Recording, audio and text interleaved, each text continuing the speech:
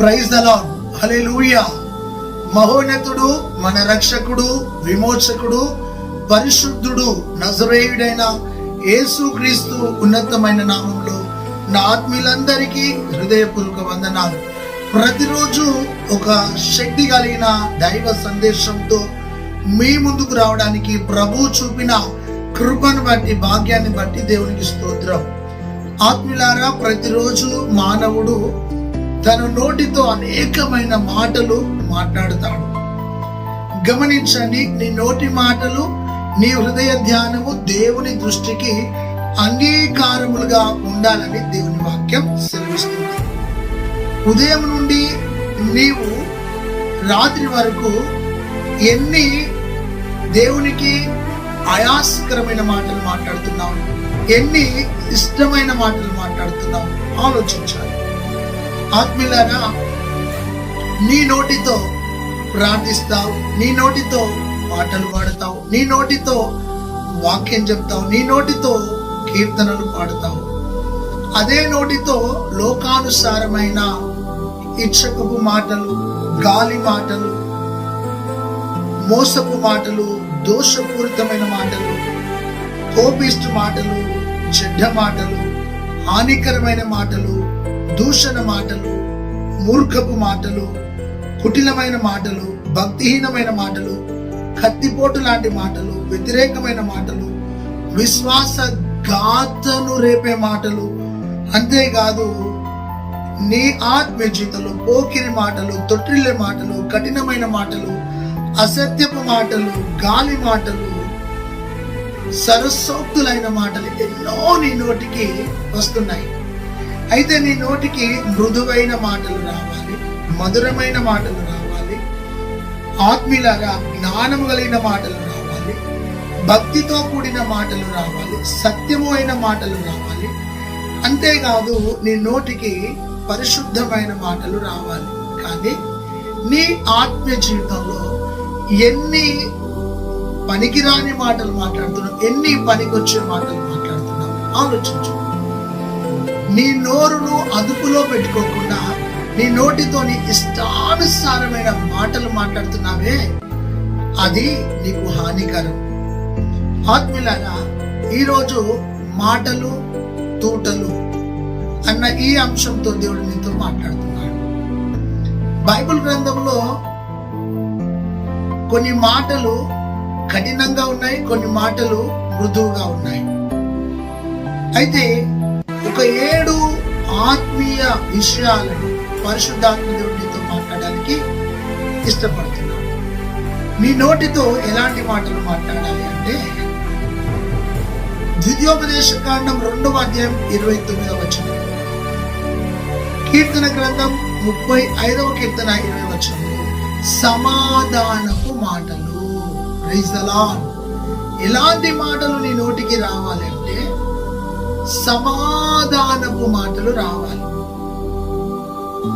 సమాధానపరచువారు ధన్యులు, వారు దేవుని కుమారులు అనబడతారు. మన ఆత్మీయ జీవితంలో సమాధానపు మాటలు మాట్లాడము మనం నేర్చుకోవాలి. ఒక గ్రామంలో ఒక గుడిసె కాలిపోతుందట. కాలిపోతున్నప్పుడు అందరూ నీళ్లు పోస్తున్నారు. ఒక ముసలమ్మ క్యాన్తోని పోస్తుండగా ఆ గుడిసె ఇంకా ఎక్కువ కాలిపోతుంది. అయ్యో, ఏంది ఇలా కాలిపోతుందంటే, అందరూ నీళ్లు పోస్తుంటే ఈ ముసలమ్మ కిరోసిన్ పోస్తుంది. ఆమెకు ఒక తృప్తి, అది కాలబెట్టడం, కూలబెట్టడం, తగలబెట్టడం, అదొక తృప్తి. ఆత్మీయులారా, కుటుంబాలలో సమాధానం లేని జీవితంలో జీవిస్తున్న ఈ లోకంలో నీవు సమాధానపు మాటలు మాట్లాడు అని ప్రభు చెప్తున్నాడు. దేవునికి స్తోత్రం కలుగును గాక. ఒక సమస్య ఏర్పడితే వీలైనంత మట్టుకు, నీకు తోచినంత మట్టుకు సమాధానము కలిగిన మాటలు నీ నోటి ద్వారా విడుదల కావాలి. కానీ గాలి మాటలు, ఇచ్చకపు మాటలు, పోకిరి మాటలు, మూర్ఖపు మాటలు, తగలబెట్టే మాటలు, కూలగొట్టే మాటలు నీ నోటితో మాట్లాడాలి. ఈరోజు ప్రభువు నీ నోటిని సరి చేయడానికి ఇష్టపడుతున్నాడు. నీ నోటితో భాషలు మాట్లాడతావు, బూతులు మాట్లాడతావు. మరొకసారి భాషలు మాట్లాడతావు, బూతులు మాట్లాడతావు. అయితే నీ నోటిని కొంచెం అదుపులో పెట్టుకుంటే ప్రభు యొక్క కటాక్షం, అభిషేకం నీ మీద నిలిచి ఉంటుంది. సౌలు యోనాతానును అగడగట్టదాని కొడుక అని ఒక మాట అంటాడు. అంటే కొందరు ఆవేశంలో, కోపంలో ఏమేమో మాట్లాడుతూ ఉంటారు. ఈరోజు నీ నోటితో సమాధాన మాటలు మాట్లాడు అని ప్రభు చెప్తున్నాడు. దేవునికి స్తోత్రం కలుగును గాక. గమనించండి, సమాధానము కాకుండా ఇంకా గొడవను రేపే మాటలు, అల్లరి రేపే మాటలు, ఆవేశపూర్వకమైన మాటలు, అదుపు లేని మాటలు నీ నోటితోని వస్తే కుటుంబాలు కూలిపోతాయి. నీ ఆత్మ జీవితంలో ఇప్పటి వరకు అసమాధానపు మాటలు మాట్లాడుతూ అలా ఆ కుటుంబాన్ని, ఈ కుటుంబాన్ని కూలగొడుతున్నామేమో. శక్యమైనంత మట్టుకు సమాధానము కలిగి మాట్లాడు, సమాధానముతో జీవించు, సమాధానం కలిగి బ్రతుకు. దేవునికి స్తోత్రం కలుగుతుంది. చాలా మంది ప్రార్థనా పరులు సైతము, ఆరాధించే వారు సైతము, ఆత్మల అభిషేకం కలిగిన వారు సైతము సమాధానపు మాటలు మాట్లాడక చాలా సంఘాలలో, చాలా కుటుంబాలలో గొడవలకు ప్రేరేపించే మాటలు, కల్పితమైన మాటలు, కల్లిబొల్లి మాటలు మాట్లాడుతూ చాలా మంది జీవితాలు పతనమైపోతున్నాయి, పాడైపోతున్నాయి. ఆ విధముగా కాకుండా నీ ఆత్మీయ జీవితంలో మృదువైన మాట కోపమును చల్లార్చు. అలా మృదువైన మాటతో దేవుని సన్నిధిలో జీవించు. రెండోది ఆత్మీయులారా, సామెతల గ్రంథం 16:21, సామెతల గ్రంథం 16:21 రుచికరమైన మాటలు లేదా ఇంపైన మాటలు మాట్లాడాలి. మన సంభాషణ ఉప్పు వేసినట్టు రుచి కలిగినదిగా, సారం కలిగినదిగా ఉండాలి. రెండోది రుచికరమైన మాటలు. ఎలాంటి మాటలు మాట్లాడాలి? నువ్వు మాట్లాడితే ఎదుటి వ్యక్తి ఇంకా వినాలి అనిపించాలి. నువ్వు మాట్లాడితే ఇంకొక బుద్ధి మాట నేను వినాలి. నా కుటుంబాన్ని కట్టే మాట, నన్ను బ్రతికించే మాట, బలపరిచే మాట, ఆదరించే మాట, పురికొల్పే మాట, స్థిరపరిచే మాట, నా కన్నీళ్లు తుడిచే మాట, నా భుజము తట్టిన మాట, నన్ను నిలబెట్టిన మాట, నన్ను ప్రోత్సహించిన మాట, నన్ను ఉత్తేజపరిచిన మాట, ఉజ్జీవం ఇచ్చిన మాట. ఈ మాటలు ఎక్కడ దొరికాయి అన్నట్టుగా ఉండాలి. నువ్వు మాట్లాడితే రుచికరమైన మాటల వలె ఉండాలి.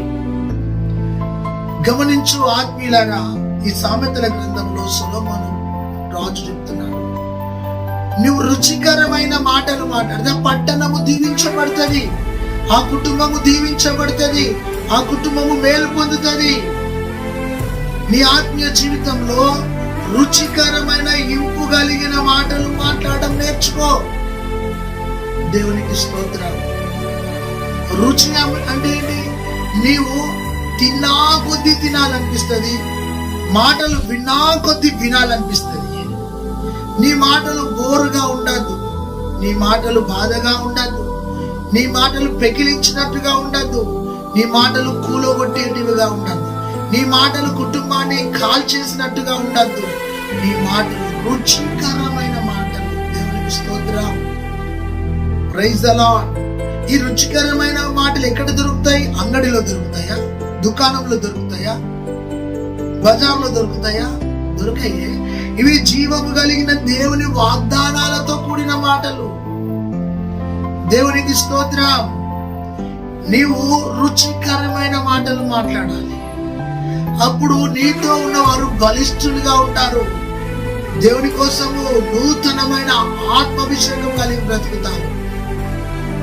సూటిపోటి మాటలు, సురుగు పెట్టే మాటలు, కించపరిచే మాటలు, ఏలన చేసే మాటలు, గేలి చేసే మాటలు, మూర్ఖపు మాటలు, అంతేకాదు నీ ఆత్మీయ జీవితంలో పోకిరి మాటలు, తొట్టిల్లింపజేసే మాటలు, నిరాశతో కూడిన మాటలు, నీ ఆత్మీయ జీవితంలో బుద్ధిహీనమైన మాటలు ఉంటే ప్రభువా ఇలాంటి ఇచ్చకపు మాటలు, గాలి మాటలు, మోసపు మాటలు, దోషపూరితమైన మాటలు, నాయన కొండెములు చెప్పు మాటలు నా నోటికి రావద్దు ప్రభువా.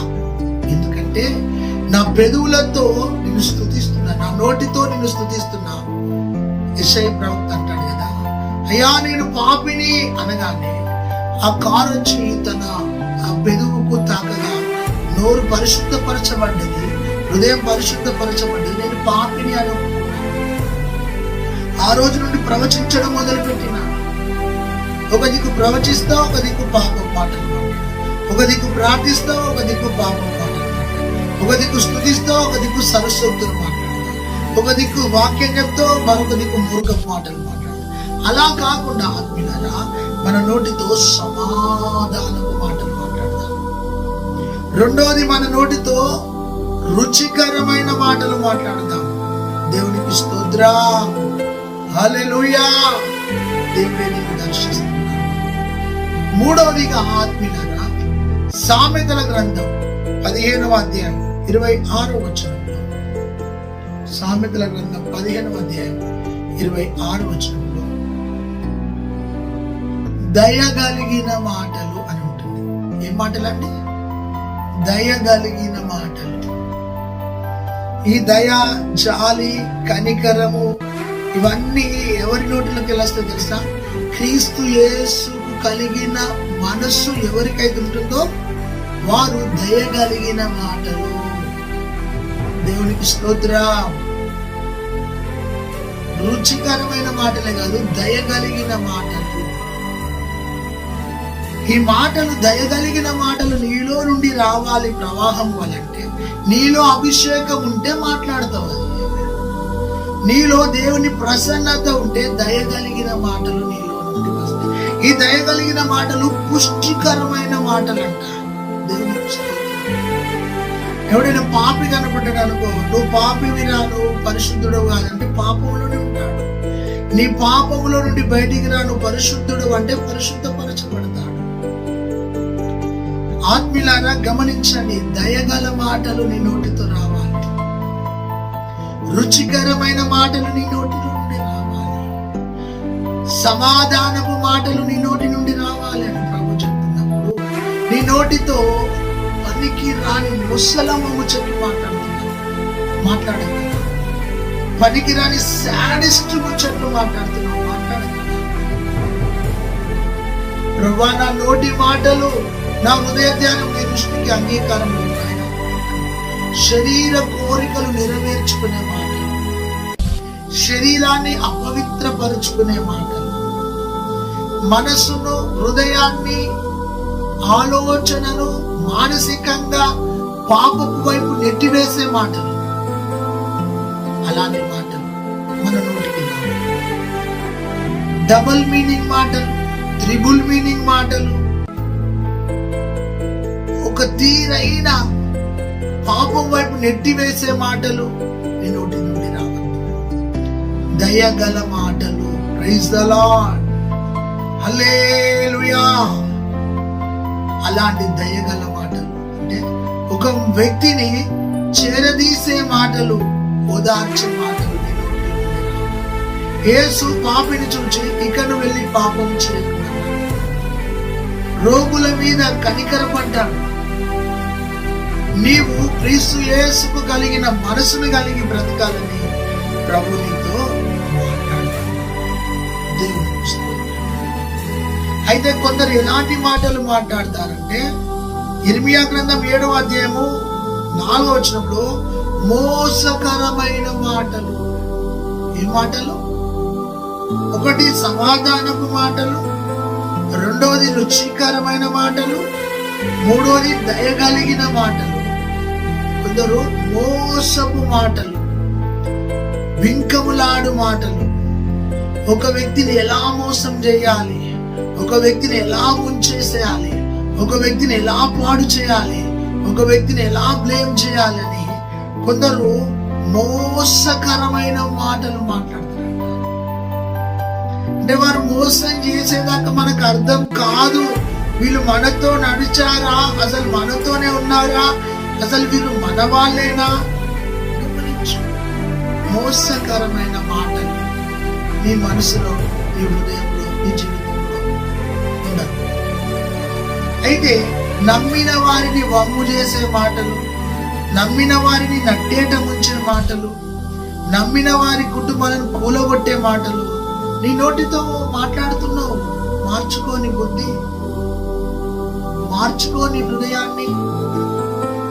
ఉదయకాలం వేసి గంట ప్రార్థన చేస్తావు, ఆ 23 గంటలు మనుషులను తిరుగుతావు. గమనించు నీ మాటలు ఎలా ఉన్నాయి. మోసకరమైన మాటలు అని ఇర్మియా గ్రంథం 7వ అధ్యాయం 4వ వచనం. ఎదుటి వ్యక్తులను చాలా సింపుల్ గా ట్రాప్ చేసి వాళ్ళ యొక్క మనసులో ఉన్నది తెలుసుకొని వాళ్ళను భ్రమలోనికి దించి వాళ్ళ బ్రతుకులను వమ్ము చేసే మాటలు మాట్లాడద్దు. వాళ్ళ జీవితాలతో చెలగాటాలు ఆడద్దు. నీ ఆత్మీయ జీవితంలో నీవు పరిశుద్ధమైన మాటలు మాట్లాడాలి, అభిషేకముతో కూడిన మాటలు మాట్లాడాలి, ఆత్మ సంబంధమైన మాటలు మాట్లాడాలి, దేవునికి స్తోత్రం మహిమ కలిగిన మాటలు మాట్లాడాలి, సాక్షార్థమైన మాటలు మాట్లాడాలి. నువ్వు మాట్లాడితే దేవోక్తి మాట్లాడినట్టే, దేవుడే నీ నోటితోని మాట్లాడినట్టు. నువ్వు మాట్లాడితే ప్రజల కన్నీరు తుడవబడాలి. నువ్వు మాట్లాడితే ఎంత పాపి అయినా, రోగి అయినా, శాడిస్ట్ వ్యక్తి అయినా రూపాంతరపరచబడాలి. అలాంటి మార్పు కలిగిన మాటలు, మంచి మాటలు, దయగల మాటలు నీ నోటితో రావాలని ప్రభు చెప్తున్నాడు. ఎదుటి వారిని చూడగానే కించపరిచే మాటలు, క్రిటిసైజ్ చేసే మాటలు, ఎదుటి వాళ్ళని చూడగానే ఏదో పనికి రాని మాటలు మాట్లాడడం మానుకోవాలి. కొన్ని గ్రామాలలో కుక్కల మీద పెట్టి తిట్టుకుంటారు, పందుల మీద పెట్టి తిట్టుకుంటారు, కోళ్ల మీద పెట్టి తిట్టుకుంటారు. విశ్వాసులే కానీ వాళ్ళలో ఆత్మీయత లేక మోసకరమైన మాటలు. ఈ రోజున నీ హృదయంలో ఏది నిండుతుందో అవే మాటలు వస్తాయి. వాక్యం నీ హృదయం నిండా ఉన్నది అనుకో, నీవు నోరు తెరిస్తే వాక్యమే వస్తాయి. నీ హృదయంలో నిండా పాపం ఉంది అనుకో, నువ్వు నోరు తెరిస్తే పాపం మాటలు వస్తాయి. 4వది మోసకరమైన మాటలు వద్దు. మన ఆత్మ జీవితంలో దేవుని ఘనపరిచే, మహిమపరిచే మాటలను మాట్లాడదాం. దేవునికి స్తోత్రం, హల్లెలూయా. అంతేకాదు 5వ విషయాన్ని చూస్తే ఆత్మీయులారా, సామెతల గ్రంథం 6వ అధ్యాయం 12వ వచనం. నునుపైన మాటలు అంటే పాపంలో నెట్టివేసే మాటలు. జారశ్రీ కోసం అక్కడ మాట్లాడుతూ నూనె పూసిన నునుపైన మాటల చేత పాపం వైపు నెట్టుకుపోయే మాటలు. ఆత్మీయులారా, అంటే ఇక్కడ 5వ విషయాన్ని చూస్తే శరీర సంబంధమైన మాటలు. ఏ మాటలు? శరీర సంబంధమైన మాటలు. వాళ్ళు ఆత్మీయ వాతావరణంలో మాట్లాడరు. శరీరాన్ని ఎక్స్పోజ్ చేసే మాటలు, కోరికలను ఎక్స్పోజ్ చేసే మాటలు, కోరికలను నెరవేర్చుకునే మాటలు. చాలా భయంకరమైన నైజం అది, చాలా భయంకరం. అంటే మాటలతో శరీర కోరికలను నెరవేర్చుకునే మాటలు. అవి నునుపైన ఇంపైన తేనెకు కత్తి పూసిన లాంటి మాటలు. అవి చాలా డేంజర్. ఆత్మీయులారా, ఆ మాటలు నిన్ను ఆత్మీయ జీవితాలకి పడగొడతాయి. ఈ రోజున నీ ఆత్మీయ జీవితంలో అలాంటి శరీర కోరికలకు అడిక్ట్ అయిన మాటలు నీ నోట్లోకి రావద్దు. మోసకరమైన మాటలు నీ నోటిలోకి రావద్దు. రుచికరమైన మాటలు రావాలి, దయగలిగిన మాటలు రావాలి, సమాధానపు మాటలు నీ నోటి నుండి రావాలని పరిశుద్ధాత్ముడు నీతో మాట్లాడుతున్నాడు. దేవునికి స్తోత్రం. ఎలాంటి మాటలు మాట్లాడుతున్నావు ఆలోచించు. నీ ఆత్మ జీవితంలో ముసలమ్మ ముచ్చట్లు మాట్లాడుతున్నావా? ఎలాంటి మాటలు మాట్లాడుతున్నావు? ప్రభువే నీతో మాట్లాడుతున్నాడు. కొందరు శాడిస్ట్ మాటలు మాట్లాడతారంట, కొందరు అవిశ్వాసపు మాటలు మాట్లాడతారు, కొందరు నిరీక్షణ లేని మాటలు మాట్లాడతారు, కొందరు నింద కలిగిన మాటలు మాట్లాడతారు, కొందరు ఆత్మలాగా యథార్థత లేని మాటలు మాట్లాడతారు, కొందరు కల్పితమైన మాటలు కల్లిబొల్లి మాటలు మాట్లాడతారు. ఈ నోటికి దీవెన వచనాలే రావాలి, దీవెనకరమైన మాటలే నువ్వు మాట్లాడాలి, ఆశీర్వాదకరమైన మాటలే నీ నోట్ల నుండి రావాలి, పరిశుద్ధమైన మాటలే నీ నోటి నుండి రావాలి. దేవునికి స్తోత్రం. నీతి కలిగిన యథార్థమైన మాటలే నీ నోటికి రావాలి, భయము భక్తితో కూడిన మాటలే నీ నోటిలో నుండి రావాలి. కానీ నీ నోటి నుండి శరీర కోరికలను నెరవేర్చుకునే కామ కోరికలతో కూడిన మాటలు నీ నోటి నుండి రావద్దు. నీ నోటి నుండి అవి మంచి మాటలు కాదు, చెడ్డ మాటలు అవి. నీ ఆత్మ జీవితాన్ని చెడగొట్టే మాటలు అవి. దేవునికి స్తోత్రం.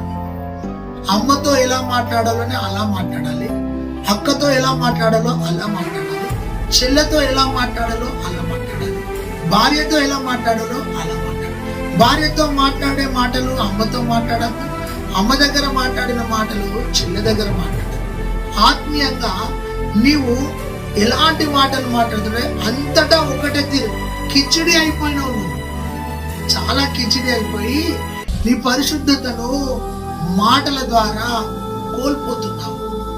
ఈరోజు నీ ఆత్మ జీవితంలో నునుపైన శరీర కోరికలను నెరవేర్చుకునే మాటలు నీ నోటికి వస్తే స్టాప్ స్టాప్ స్టాప్, మూసేసుకోను, వద్దు, మాట్లాడకని చెప్తున్నాడు ప్రభు. దేవునికి స్తోత్రం. ఆరో విషయాన్ని చూస్తే ఆత్మీయులారా, సామెతల గ్రంథం 18వ అధ్యాయం 8వ వచనంలో కొండములాడు మాటలు, ఇక్కడ మాటలు అక్కడ పోయి, అక్కడ మాటలు ఇక్కడ, ఇక్కడి మాటలు అక్కడ, ఈ ఇంటి దొడ్డల మాటలు ఇంటెనుకోళ్ళ దగ్గర, ఇంటెనుకోళ్ళ మాటలు ఇంటి దొడ్డ దగ్గర, ఈ విశ్వాస మాటలు ఆ విశ్వాస దగ్గర, ఆ విశ్వాస మాటలు ఈ విశ్వాసం మీద ఫోన్ కొట్టి ఈ శుద్ధి అంతా పనికిరాకంతా ఈ కొండెములాడు మాటలు మాట్లాడుతూ ఉంటారు చాలా మంది. అయితే ఈ కొండెములాడు మాటలు ఎవరికి ఎక్కువ వస్తాయంటే స్త్రీలకు ఎక్కువ వస్తాయంట. ఎందుకు? పనంతా వేసుకున్నాక ఫోన్ పట్టుకొని ఇక ఆ ఇంటికి ఈ ఇంటికి ఏంటి విషయం, ఆయన విషయం ఒక్కటే సొల్లు ముచ్చట్లు అవన్నీ. నీ పరిశుద్ధత పోతుంది, నీ అభిషేకం పోతుంది, నీ నీతి పోతుంది, నీ భక్తి పోతుంది, నీ యథార్థత పోతుంది, నీ నమ్మకత్వం పోతుంది, నీలో ఉన్న హోలీ పోతుంది, నువ్వు పాపివైతున్నావు. ఎందుకు? పనికిరాని ముచ్చట్లు. కొండెములాడు నాలుకను ఇనితడ తంగడి నిప్పులతో కాల్ చేస్తాడంట ఆయన. చూడండి ఎంత భయంకరమైన మాట. అయితే కొండెములాడు నాలుకంటే ఇక్కడిది అక్కడ, అక్కడిది ఇక్కడ. అలా నువ్వు మాట్లాడవు, నీకు మంచిది కాదు. ఎందుకంటే నువ్వు అభిషేకించబడ్డ వ్యక్తి కదా, ప్రార్థనా పర్రాలు కదా, ప్రార్థన వీరుడవు కదా, ఆత్మ సంబంధిని కదా. నువ్వు ఆత్మ సంబంధి అయిన ముసుగులో ఉండి, ఆత్మీయ ముసుగులో ఉండి నీవు ఇలా కొండములాడు మాటలు మాట్లాడితే కుటుంబాలు కూలిపోతాయి, సంఘాలు కూలిపోతాయి, జీవితాలు కాలిపోతాయి, జీవితాలు పతనమైతాయి. అలా నువ్వు జీవితాలను కూలగొట్టే వ్యక్తిగా కొండములాడు మాటలు మాట్లాడితే నీ నాలుకను ప్రభు తంగడి నిప్పులతో కాల్చుతాడంట. అలాంటి పనులు మనం చేయదు. ప్రభా, ఇప్పుడు నేను ఎవరినైనా దూషించే మాటలు, ద్వేషించే మాటలు, కించపరిచే మాటలు నా నోటికి వస్తే నన్ను క్షమించు ప్రభా, నన్ను క్షమించు. ఒకరోజు నేను ఒక హాస్పిటల్ వెళ్ళిన, అది క్యాన్సర్ హాస్పిటల్. అందరు పేషెంట్లకు ప్రే చేస్తున్నారు. ఒక పేషెంట్ అక్కడ ఏడుస్తుంది, ఆమెకు గొంతుకు క్యాన్సర్ వచ్చింది. నేను పోయి ప్రార్థన చేస్తున్నా, ఉపశమనం దయచే ప్రభా, నెమ్మది దయచే ప్రభా. అయితే తన తల్లి ఏమన్నా తెలుసా? మా అమ్మ మంచుకున్నంతసేపు అయ్యగారు, మా అమ్మ మంచుకున్నంతసేపు అయ్యగారు కొండెములాడే మాటలు అయ్యగారు ఆ ఇంటి విషయాలు ఇంటికి చెప్పి, ఇంటి విషయాలు ఆయనకి చెప్పి, వాళ్ళకు గొడవలు పెట్టించి సేవకులను తిట్టేది, వాళ్ళని తిట్టేది, వీళ్ళని తిట్టేది, గొడవ చేసేది. సంఘంలో ఇంటి కాడలోళ్ళే, ఇంటి పక్కనోళ్ళతోనే, ఇంటి తోటలతో అందరితో లొల్లి ఆ గొడవలు పెట్టుకొని తన నోటితో పనికిరా అని ముచ్చట్లు మాట్లాడిందంటే ఈరోజు అదే శాపమేమో ఈమె నోటికి వచ్చింది, క్యాన్సర్ అన్నది. ఈ వాక్యాన్ని వింటున్న ప్రియ చెల్లి, తమ్ముడు, అన్న, అమ్మ, అక్క, ఒకవేళ నీకు అలాంటి బలహీనత ఉంటే నువ్వు డేంజర్ జోన్ లో ఉన్నావు. ఇక నెక్స్ట్ స్టేజ్ నీకు అట్లనే ఉంటదేమో. అలా ఉండద్దని నేను కోరుతున్నా. ఎందుకు? ఆ నోటితోనే సేవకులను దూషిస్తావు, విశ్వాసాలను దూషిస్తావు, పరిశుద్ధులను దూషిస్తావు, అందరి యొక్క మాటలు, కొండములాడే మాటలు చెప్తా ఉంటావు. మళ్ళీ వచ్చి నేనేమైనా ప్రభువా నిన్నే స్తుతిస్తాను, నాకేమున్నా ప్రభువా నీకు అర్పిస్తాను, నేనేమైనాను నీ దయ వలన అని పాటలు పాడుతావు. నీ పాట అంతా డైలాగ్ లెక్కనే ఉన్నది, నీ జీవితం కూడా ఒక డైలాగ్ లెక్కనే ఉంది. కాబట్టి ప్రేమపూర్వకంగా ఒక అన్నగా, ఒక సేవకుని, ఒక అభిషేకుని, ఒక ఆత్మీయుడిగా చెప్తున్నా, నీ మాటలు ఈరోజు సరి చేసుకోకుంటే చాలా డేంజర్ జోన్లో పడిపోతావు. ఆలోచించు. దేవునికి స్తోత్రం. ఇవి 6. 7వ విషయం ఏంటంటే ఆత్మీయంగా ఇప్పుడు యేసయ్య మాటల దగ్గరికి పోదాం. 7వ విషయంలో యేసయ్య పలికిన 7 మాటలు మాట్లాడుకుందాం. దేవునికి స్తోత్రం కలుగును గాక. హల్లెలూయా. దేవునికి స్తోత్రం. ఇప్పుడు యేసయ్య పలికిన మాటలు 6 మనుషులు మాట్లాడిన మాట, యేసయ్య మాట్లాడిన మాటలు. ఆత్మీయంగా యేసయ్య మాట్లాడితే ఇంకా మాట్లాడాలని ప్రజలు వినేవారు. ఆయన బోధలు బ్రతుకులు మారేవి. ఆయన మాటలతో జీవితాలు మార్చబడ్డాయి. ఆయన మాటలతో అనేకులు పరిశుద్ధపరచబడ్డారు, దీవించబడ్డారు. దేవునికి స్తోత్రం. అయితే యేసయ్య మాటలు మాట్లాడిన 6 రకాల మాటలు విన్నావు. రుచికరమైన మాటలు విన్నావు. అంతేకాదు, నీవు ఎలాంటి మాటలు? సమాధాన మాటలు, రుచికరమైన మాటలు, దయగలిగిన మాటలు విన్నావు. అంతేకాదు, మోసకరమైన మాటలు, నునుపైన మాటలు, కొండములాంటి మాటలు. ఈ 6 రకాల మాటల తర్వాత యేసయ్య కొన్ని మాటలు, యేసయ్య మాటలు మనం ధ్యానించుదాం. మొదటిగా ఆత్మీయులుగా మార్కు సువార్త 2వ అధ్యాయం 5వ వచనంలో యేసయ్య కపెర్నౌములో ఉన్నప్పుడు ఒక ఇంట్లో ఉన్నప్పుడు వారు పైకప్పు విప్పి ఆ పైకప్పుతో ఒక పక్షవాది రోగిని దించినప్పుడు నా యేసయ్య అన్నాడు, నీ పాపములు క్షమించబడ్డాయి అన్నాడు. గొప్ప మాట ఏమిటో తెలుసా? నీ పాపాలను క్షమించే మాటలు యేసు ప్రభు మాట్లాడినాడు. దేవునికి స్తోత్రం. క్షమాపణ మాటలు నా ప్రభు మాట్లాడాడు. Praise the lord. ఎంత ఘోర పాపివైనా, నువ్వు శరీర కోరికలకు అడిక్ట్ అయినా, నువ్వు వ్యభిచారివైనా, దొంగవైనా, నరహంతకుడివైనా, నువ్వు ద్రోహివైనా, నువ్వు పాపివైనా, బలహీనుడివైనా, దూరస్తుడివైనా, నువ్వు శరీరాన్ని తాకట్టు పెడుతూ మనస్సులో పాపం చేస్తున్నా, ఎంత ఘోర పాపినైనా నా ప్రభు ఏమన్నా తెలుసా? ఇక నువ్వు వెళ్ళి పాపం చేయకు, నీ పాపంలో క్షమించండి. Praise the lord. Wonderful word. ప్రపంచంలో ఏ వ్యక్తి అలా మాట్లాడు, ఇక నువ్వు వెళ్ళి పాపం చేయకు, పాపాలను క్షమించే మాట నా ప్రభు మాట్లాడాడు. నాకు నచ్చిన మాట ఏంటంటే, ఒక వ్యభిచారిని చూచి క్షమించినాడు, సమరయం చూచి క్షమించినాడు, ఒక పాపి వస్తే క్షమించినాడు. ఆయన పాపములను క్షమించువాడు. దేవునికి స్తోత్రం. మొదటి మాట. రెండోది ఆత్మీయులారా, మార్కు సువార్త 1వ అధ్యాయము 40వ వచనం 41వ వచనంలో ఒక కుష్ఠరోగి వచ్చి, అయ్యా నన్ను శుద్ధుని చేయి, నేను కుష్ఠరోగంతో ఉన్నా, నేను తెగించి నీ సన్నిధికి వచ్చిన, మోషే ధర్మశాస్త్రం ప్రకారం రాళ్లతో కొట్టి చంపేయాలి, తెగింపుతో నీ దగ్గరికి వచ్చినాను అన్నప్పుడు, అయ్యా నన్ను శుద్ధిని చేయమంటే యేసు ప్రభు వాడిని ముట్టి శుద్ధుడము కమ్మని చెప్పగా వాడు పరిశుద్ధుడైనాడు. రెండోది ఆత్మీయులారా, పరిశుద్ధమైన మాట. Praise the lord. పరిశుద్ధపరిచే మాట మాట్లాడదాం. ఒకటి క్షమించే మాట మాట్లాడదాం, యేసు ప్రభు మాట్లాడినట్టు. రెండోది పరిశుద్ధమైన మాట మాట్లాడదాం. అపరిశుద్ధమైన వద్దు, పరిశుద్ధమైన. ఎంత పాపినైనా నువ్వు పరిశుద్ధుడు, ఎంత రోగివైనా పరిశుద్ధపరచబడాలి. అయితే అయ్య అన్నాడు, నువ్వు పరిశుద్ధుడు, నువ్వు శుద్ధుడు గమ్మనగానే వెంటనే వాడు శుద్ధుడైపోయినాడు. Praise the lord. హల్లెలూయా. దేవునికి స్తోత్రం. ఒకటి క్షమించిన మాట నా ప్రభుది. రెండోది పరిశుద్ధపరిచిన మాట. ఎవరండి ఈ లోకంలో ఒక పాపిని పరిశుద్ధపరిచేది? హృదయాన్ని పరిశుద్ధపరిచేది, మనసును పరిశుద్ధపరిచేది, ఆలోచన పరిశుద్ధపరిచేది, కుటుంబాన్ని పరిశుద్ధపరిచేది, వ్యక్తిత్వాన్ని పరిశుద్ధపరిచేది, నీ ప్రాణాత్మ శరీరాన్ని పరిశుద్ధపరిచేది నా ప్రభు ఒకడే. ఆయన నిన్ను పరిశుద్ధపరిచేవాడు. దేవునికి స్తోత్రం. రెండోది ఆ అయ్య మాట్లాడిన మాట పరిశుద్ధపరిచిన మాట. మూడోది దేవునికి స్తోత్రం, యోహాను సువార్త 5వ అధ్యాయము 9-10 వచనాలు. యోహాను సువార్త 5వ అధ్యాయం 9-10 వచనాల్లో స్వస్థపడగోరుచున్నావా? స్వస్థతనిచ్చే మాట. Praise the lord. నీ మనసుకు స్వస్థత రావాలి. ఫస్ట్ శరీరానికి కాదు, నీ అంతరంగానికి స్వస్థత రావాలి. నీ హృదయానికి స్వస్థత అంటే నీకు మొత్తం స్వస్థత వచ్చింది. హృదయం అన్నిటికంటే మోసకరమైనది, బహు ఘోరమైన వ్యాధి కదా. దాన్ని గ్రహించబడి ఎవ్వడు లేడు. అది భయంకరమైన పాపంతో హృదయం నింపబడ్డది. నీ హృదయానికి స్వస్థత, నీ మనస్సుకు స్వస్థత, నీ యొక్క శరీరానికి స్వస్థత. 38 సంవత్సరాలు పట్టాడండి వాడు బాగుపడలేని స్థితి, నడవలేని స్థితి. వాడు వెల్ సెటిల్. ఇదే రోగంతో ఇలానే పడిపోయి ఉంటా, పక్షవాతంతో వచ్చే వాళ్ళని అడుక్కొని బ్రతుకుతాడు. ఆ బ్రతికే ఇంకానే వాడు ఫిక్స్ అయ్యాడు. మన దగ్గరికి నా ప్రభు వెళ్ళి స్వస్థపడకూర్చున్నాడు. ఓకే అనగా లేచి నీ పరిపెత్తుకున్నాడు. Praise the lord. వాడు 38 years పడ్డాడు, దిగ్గున లేచాడు, స్వస్థత పొందుకున్నాడు, పరిపెత్తుకున్నాడు, లేచి తన ఇంటికి వెళ్ళినాడు. ఒకటి, క్షమించే మాటలు మాట్లాడినాడు. Praise the lord. రెండోది, పరిశుద్ధపరిచే మాటలు మాట్లాడినాడు. హల్లెలూయా. మూడోది, స్వస్థపరిచే మాటలు మాట్లాడినాడు, నడిపించిన మాటలు. వాడు స్వస్థత పొందుకొని లేచి తన ఇంటికి వెళ్ళాడు. మూడోది. నాలుగోది, నా ఆత్మీయులారా, యోహాను సువార్త 21వ అధ్యాయం 6వ వచనం. యోహాను సువార్త 21:6.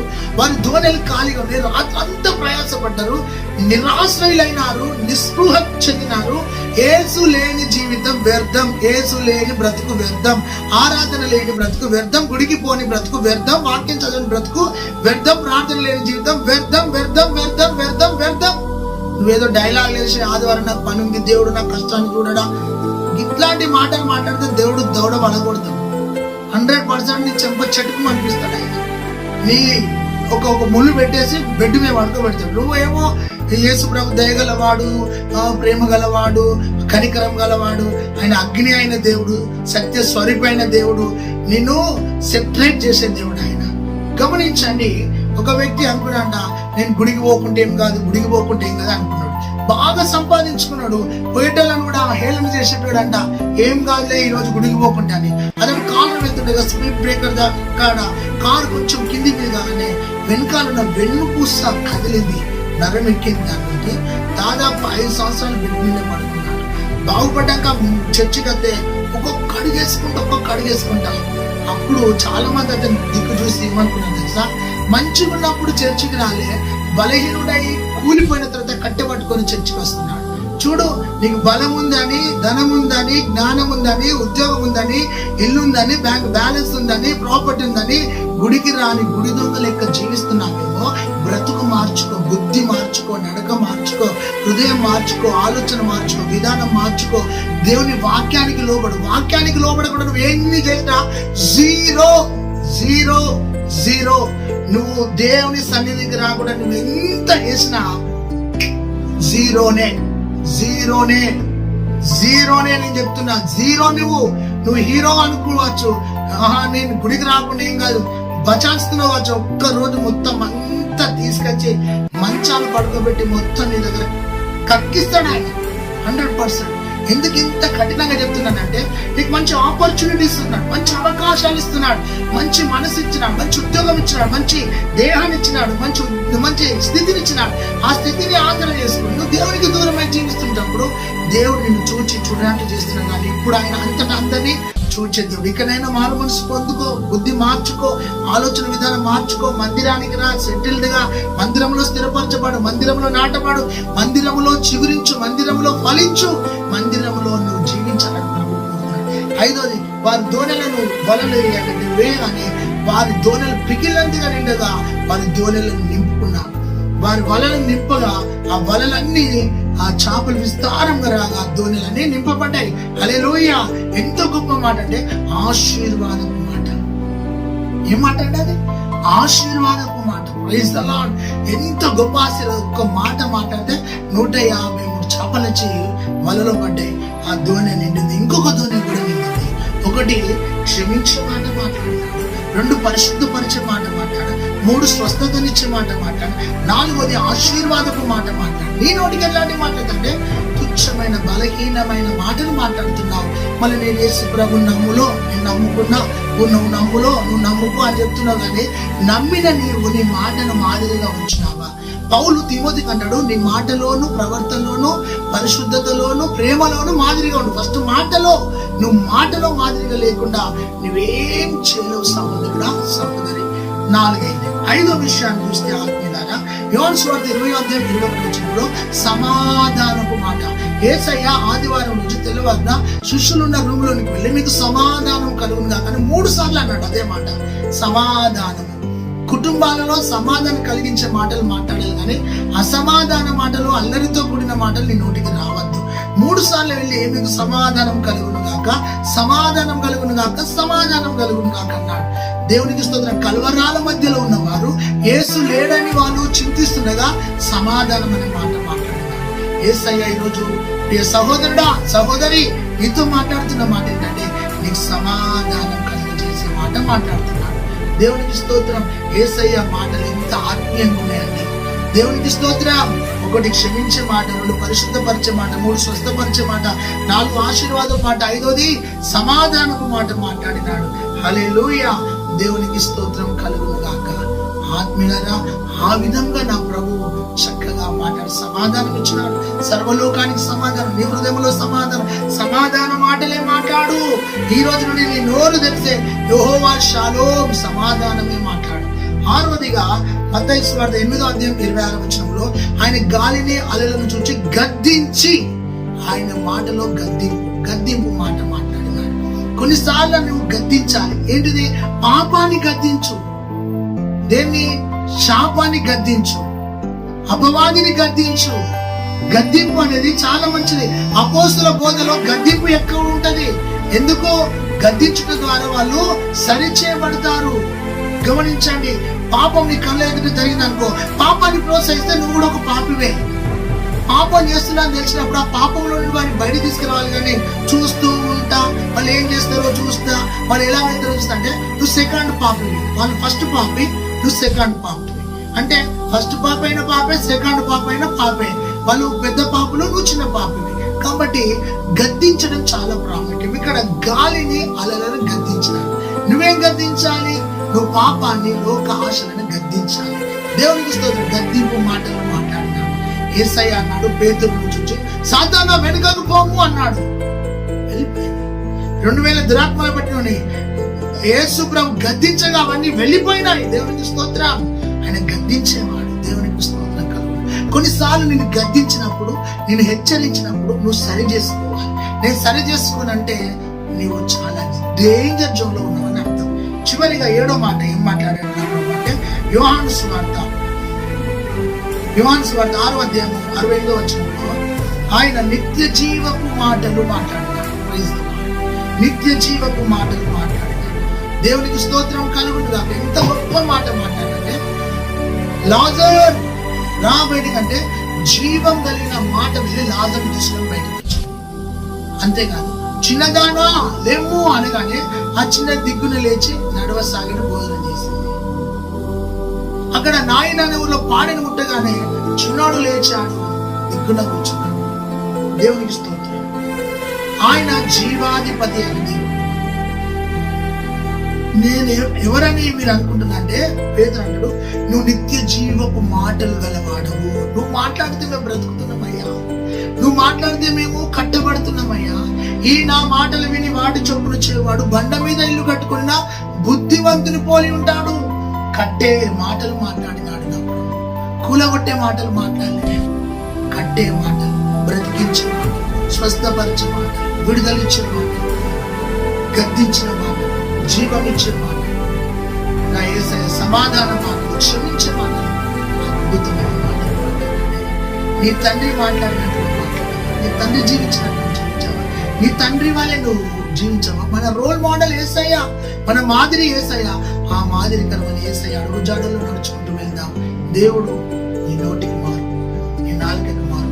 ఆయన అగ్నితో తాకి నీ నోటి ద్వారా శుభకరమైన మాటలు మాట్లాడము దేవుని అభిషేకించుకున్నాను. ప్రభువా, ఈ వాక్యాన్ని నీరు కట్టి ఫలింపజేసి నీ నామాన్ని కనపరచుకోమని యేసు నామములో ప్రార్థిస్తున్నాం తండ్రి, ఆమేన్.